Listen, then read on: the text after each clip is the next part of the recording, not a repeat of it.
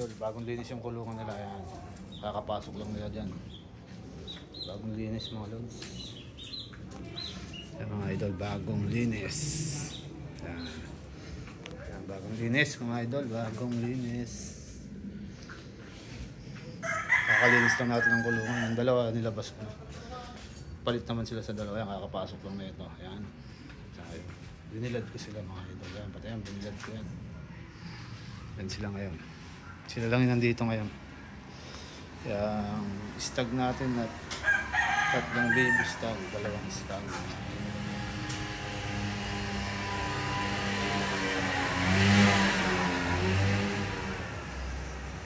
Yan sila.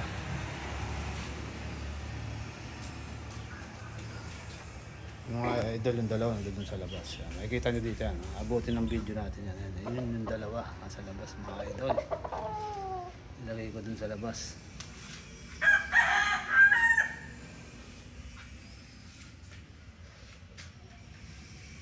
Pero lalabas tayo, kukuha lang din natin sila ng video para bigyan din natin sila. Yan yung ating 5 months old mga idol. Solid na mga lods, maangas na.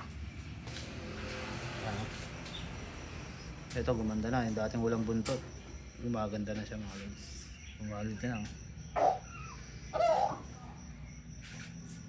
Tapos gumanda na siya dito. Pati ito yung maganda eh.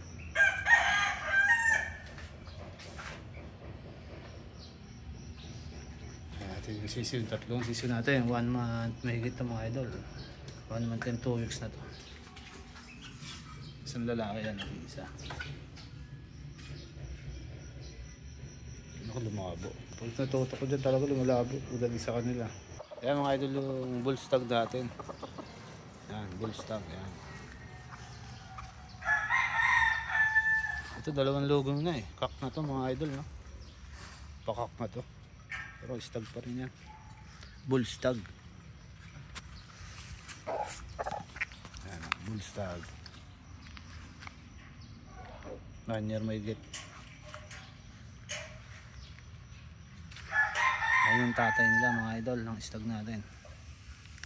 Yung baby stag naman ito yung tatay. Mukhang mistisuin mga lods. Pero one time winner na yan.